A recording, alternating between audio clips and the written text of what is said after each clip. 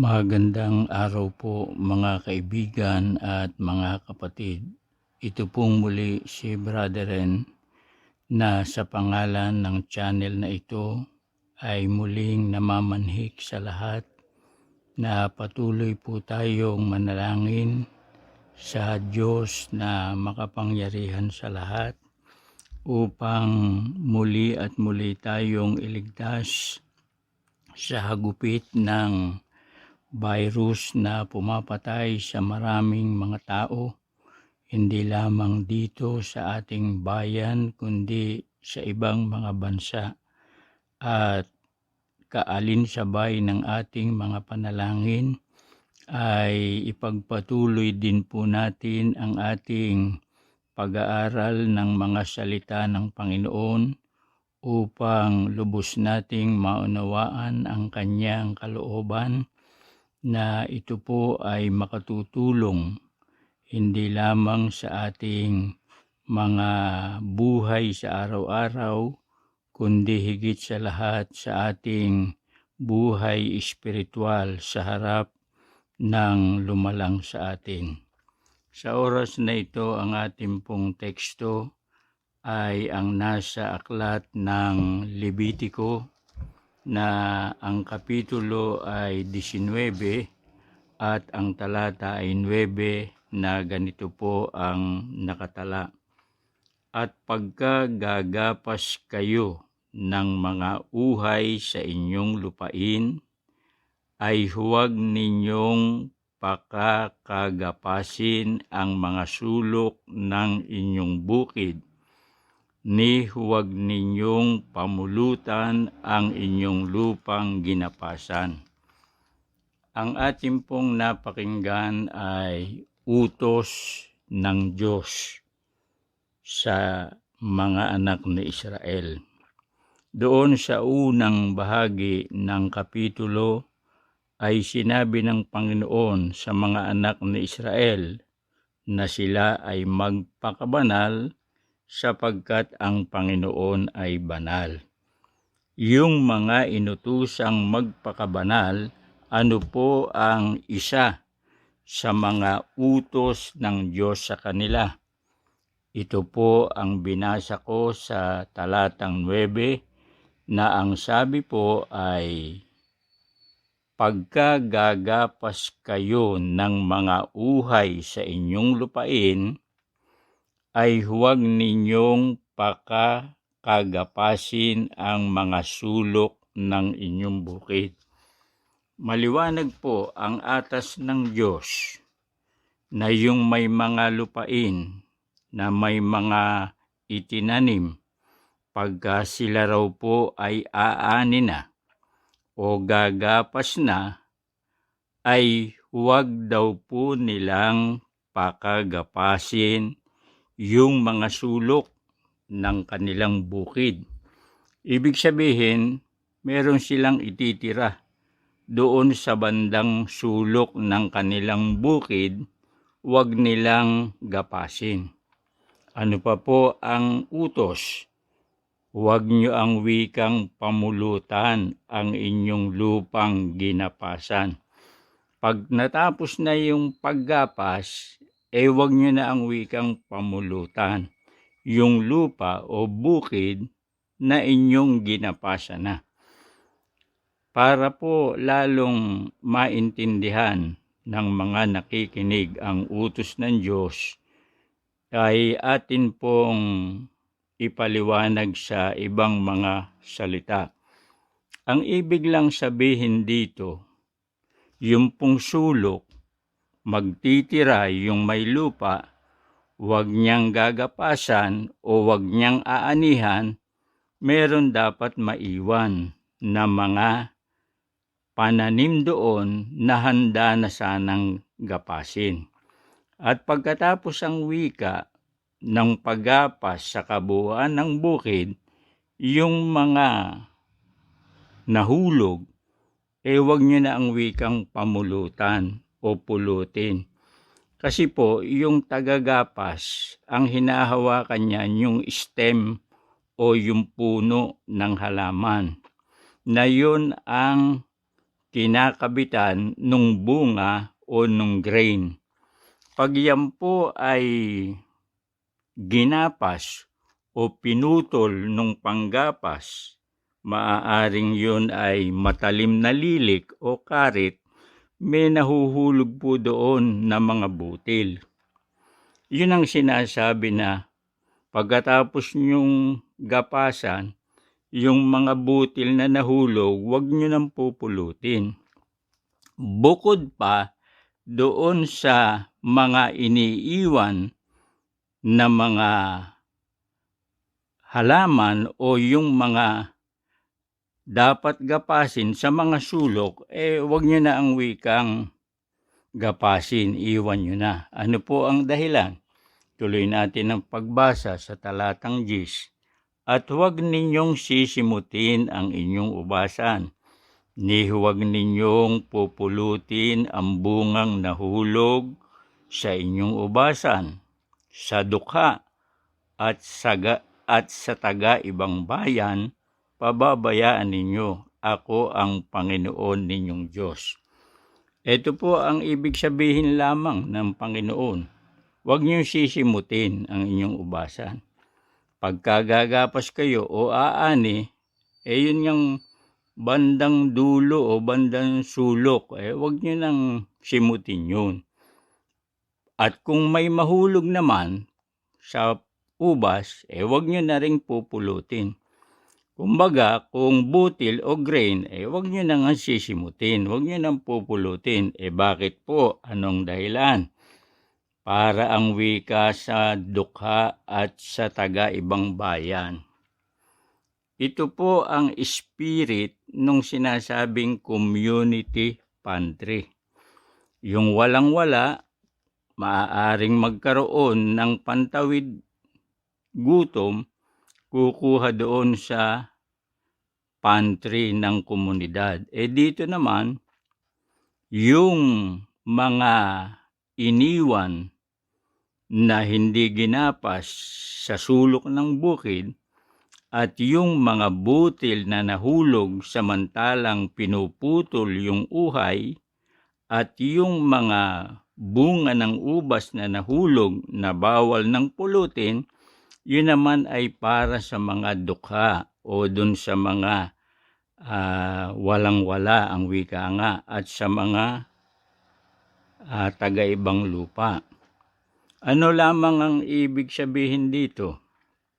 Yung pong mga dukha, wala kasing lupa yun Walang sariling bukid.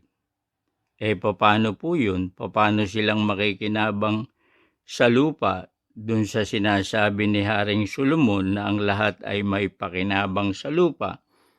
Indirectly, ito po ang isang paraan. Ayon sa utos ng Diyos, yung may lupa, yung merong ginapas, mag-iiwan, maglalabi, magtitira para dun sa walang lupa o sa mga dukha, mga magulang at mga kaibigan. Kaya ito ay isang paraan ng pakinabang ng tao sa lupa, bagaman siya po ay walang titulo o wala siyang salapi na pambili ng lupa at wala siyang nama ng lupa. Kung natatandaan ninyo yung pinaksa natin sa Ecclesiastes 5:9, ang lahat ay may pakinabang sa lupa, ang na-discuss natin dun yung mga taong merong perang pambili ng lupa, gaya ng mga pastor o leader ng relihiyon. Meron silang salapi na pambili ng lupa, yung mga negosyante, yung mga mayayaman, at yun namang iba, mga nakamana. Samantalang malinaw yung sabi sa Ecclesiastes, lahat may pakinabang sa lupa. Hindi sinabing yun lamang may pambili o may kakayahang bumili at yung nakamana o may nag-donate. Hindi po, lahat. Dapat may pakinabang sa lupa. Gaya ng mga dukha, walang lupa. Yung mga stranger, taga ibang bayan.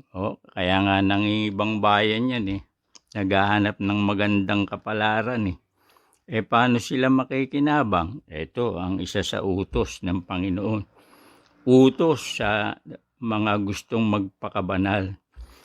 Magbigay o maglaan ng bahagi doon sa kanyang paggapa sa kanyang bukid, at yung mga nahulog ang wika, wag nang simutin para sa dukha at doon sa mga taga-ibang lupa.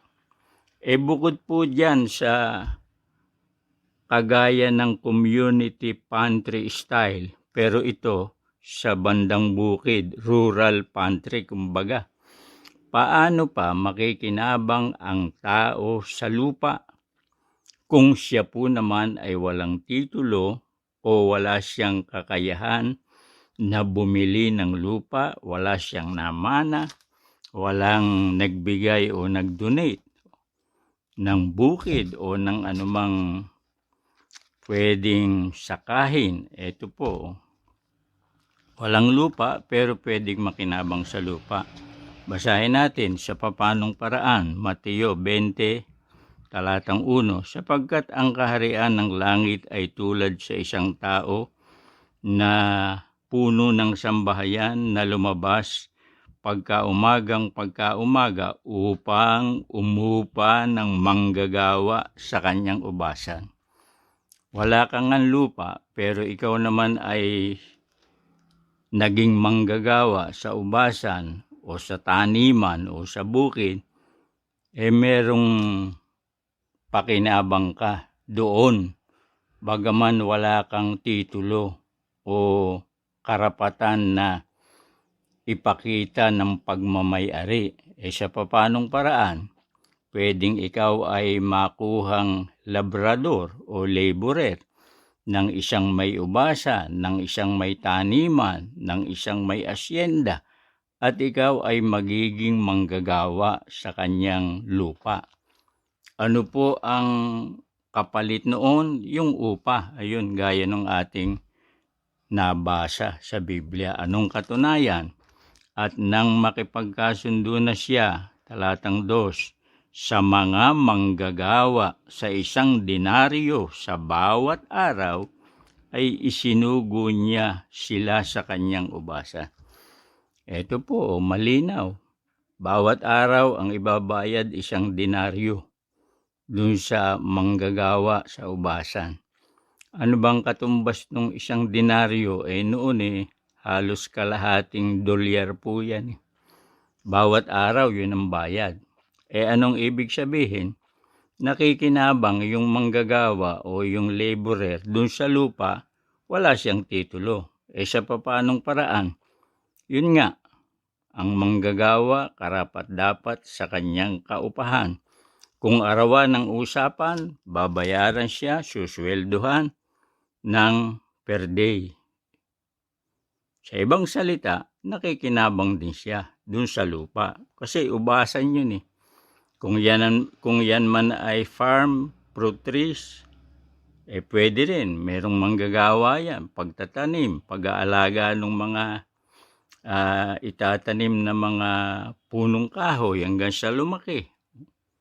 Nakikinabang ang tao na walang titulo dun sa lupa sa pamamagitan ng kanyang pagpapagal o ng bayad sa kanya bilang manggagawa. Yun po ang ibig sabihin nun. Kaya tama, katotohanan yung sinabi ni Haring Solomon, lahat ay may pakinabang sa lupa. Ngayon, pag ang tao ay kumuha ng manggagawa sa kanyang bukid, arawan, ano ang utos ng Diyos sa kanya? Basahin natin, Levitico 19:13. Ang bayad ng isang mag-aaraw ay huwag matitira sa inyo ng buong gabi hanggang sa umaga. Yun daw pong bayad sa mag-aaraw. Kung yan ay kalahating dolyar, gaya nung sinasabing 1 denaryo bawat araw, bayaran mo agad yung manggagawa. Huwag na ang wikang matira sa iyo sa gabi at hanggang sa umaga. Huwag mo nang iantala o i-delay ang bayad. Pag-arawan, pagkatapos ng araw, nagtrabaho, bayaran mo agad. Yun ang sabi ng Panginoon. Bakit ganun ang utos ng Diyos? Kasi po, merong mga hindi agad nagbabayad. Nandadaya pa nga sa mga manggagawa Kaya kung minsan meron tayong mga nadidinig na mga strike doon sa mga pabrika.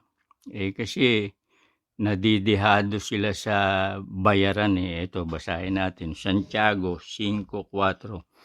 Narito ang kaupahan o yung bayad ng mga manggagawa na nagsiani sa inyong mga bukid.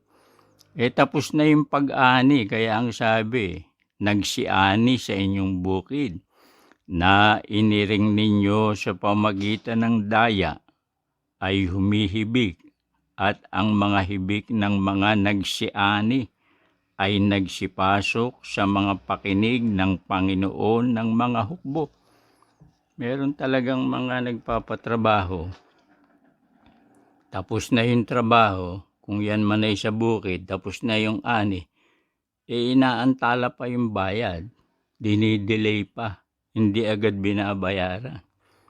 Natural, hihibik yung mga manggagawa o yung mga laborer o yung mga mag-aaraw, mga magulang at mga kaibigan, sapagkat yun lamang ang kanyang inaasahan. Bukod sa dinidelay, dinadaya pa ang wika. Paano ba dinadaya? Sa papel, ang bayad, halimbawa, 500 per day. 500 piso. Pero sa aktwal, may bawas yung bigay. Hindi buong 500. Sino ba yung gumagawa niyan? Ito, yung tinutukoy sa 4, ito sa 1. Magsiparito ngayon kayong mayayaman. Kung minsan, yung mayayaman talaga ang gumagawa ng merong pandaraya o iniiring nila yung mga manggagawa. Ibig sabihin, ginagawa ng mali. Paano? Inaantala yung bayad, ayaw bayaran agad. Pinatutulog pa sa kanyang palad sa gabi hanggang sa umaga, ayaw pang ibigay agad yung karampatang upa o sweldo. Ikalawa, ginagamitan pa ng daya. Ikatlo, pinagtatrabaho pa ng labis sa oras ng usapan. Kaya yun minsan ang nagiging dahilan ng mga di pagkakaunawaan yung mga manggagawa at yung mga nagpapagawa. Malinaw naman yung sabi ng Panginoon, yung bayad sa mag-aaraw, bigay nyo agad. Kasi yun lamang ang paraan nila para mabuhay ng marangal at makinabang sa lupa ng marangal. Yung iba ayaw nung parang bibigyan na lang gaya nung sinasabi sa Levitico.